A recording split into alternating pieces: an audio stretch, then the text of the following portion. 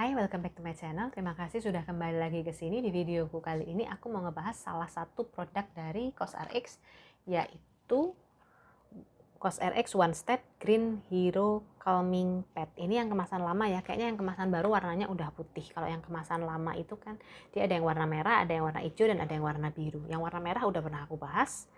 Nah, sekarang aku mau bahas yang ini, yang hijau, yang komponen utamanya dari Sika. Terus ini untuk packagingnya sama ya, packagingnya seperti ini, dia dalam bentuk jar ini besar, warnanya putih hijau, isinya pad-pad yang sudah basah, dia ada 70 pad. Kemudian untuk tekstur dari pad itu tadi sama sih seperti yang warnanya merah yang sudah pernah aku bahas, nanti bisa kalian lihat, aku kasih videonya. Dia ada permukaan halus dan ada permukaan kasar, tapi permukaan kasarnya pun nggak terlalu kasar sih, menurutku masih cukup halus.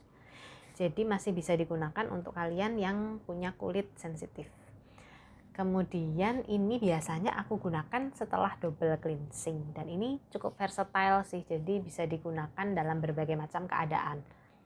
Untuk ingredientsnya sendiri ini lumayan banyak, lebih banyak dari yang warna merah menurutku, tapi aku akan bahas secara cepat aja ya, jadi supaya nggak terlalu lama.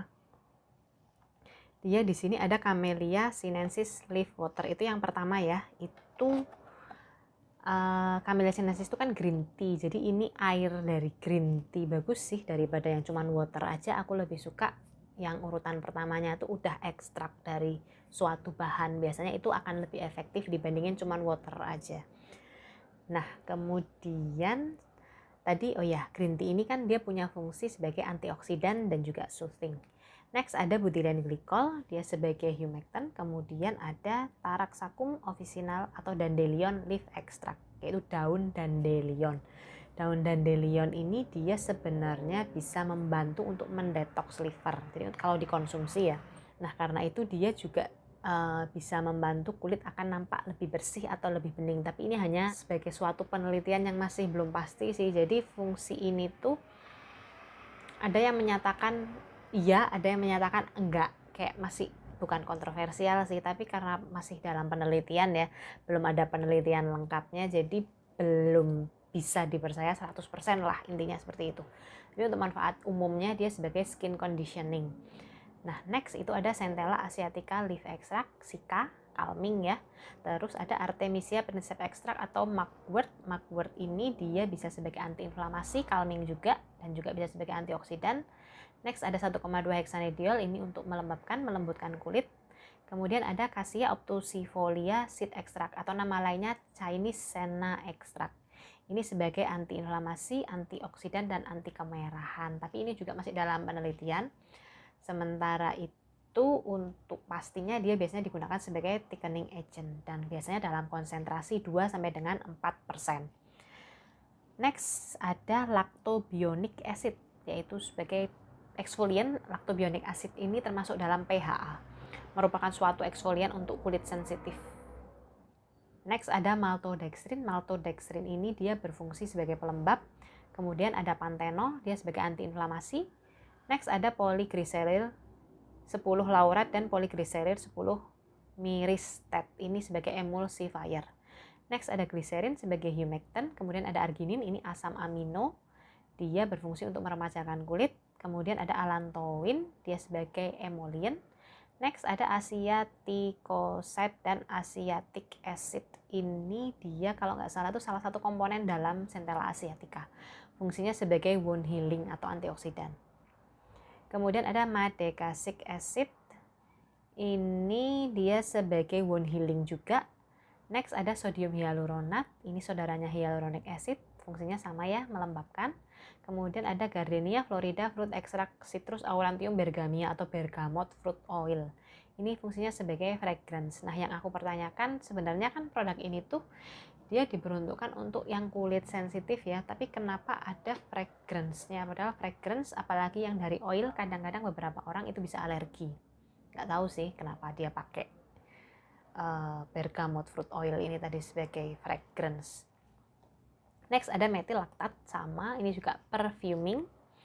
Next ada menta haplocalic extract, yang ini sebagai masking. Masking itu mirip kayak perfuming, bedanya masking itu bertujuan untuk menyamarkan bau yang tidak enak. Beda ya, kalau perfuming itu emang benar-benar memberikan bau yang enak, bau yang harum. Kalau masking untuk ngumpetin bau yang nggak enak. Berarti ada salah satu ingredients di sini yang baunya nggak enak, makanya butuh masking.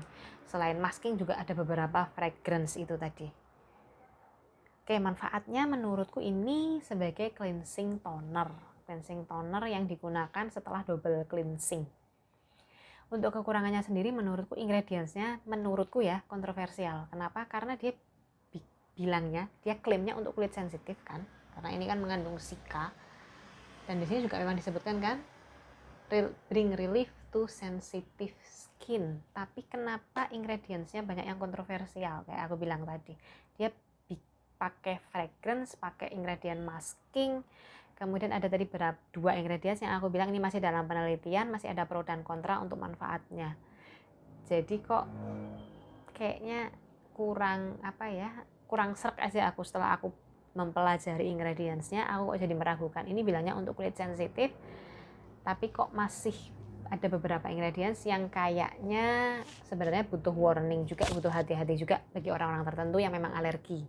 Terus selain itu menurutku aku kok nggak memperoleh manfaat yang signifikan dari produk ini. Jadi selain cleansing toner ya udah nggak ada manfaat lain. Aku nggak ngerasain manfaat calmingnya. Memang sih dia digunakan di kulit yang sedang sensitif itu kalau di aku ya cukup nyaman lah.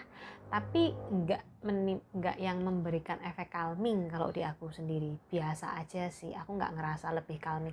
Menurutku sih aku prefer yang Centella toner yang dalam bentuk spray yang punya COSRX daripada yang dalam bentuk ini, karena itu lembabnya malah lebih kerasa dibandingin yang ini kan nggak terlalu kerasa lembab, cuman memang kalau ini lebih ke cleansing, kalau yang itu lebih ke hydrating.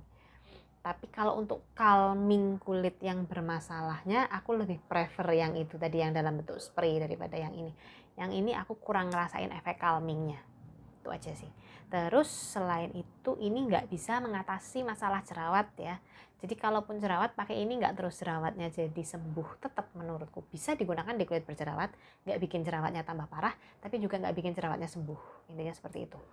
Terus selain itu dia nggak ada efek eksfoliasi, walaupun tadi dia mengandung PHA. Aku sama sekali nggak merasakan efek atau manfaat eksfoliasi sedikit pun. Mungkin karena konsentrasinya kecil ya, dia nggak disebutin sih berapa persen, jadi aku juga nggak tahu.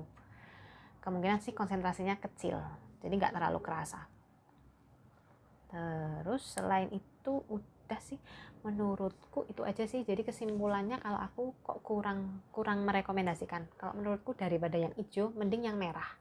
Yang merah itu kan ada kandungan BHA-nya kalau nggak salah ya, itu lebih lumayan sih untuk kulit berjerawat dibandingkan dengan yang ini. Kalau kalian alasannya tapi kulit sensitif jadi pengen nyobain yang ini, menurutku itu tadi dia nggak terlalu ngefek banyak juga sih di kulit sensitif. Di aku sih nggak terlalu ngefek di kulit sensitif, nggak terlalu memberikan manfaat yang signifikan, walaupun ya masih oke lah digunakan di kulit sensitif tapi nggak ada manfaat signifikan. Jadi sih aku prefer yang merah. Kalau mau calming cari aja produk-produk lain yang memang manfaatnya untuk calming. Oke, sekian reviewku kali ini. I hope it helps. Semoga membantu memberikan referensi untuk kalian. See you next time. Bye-bye.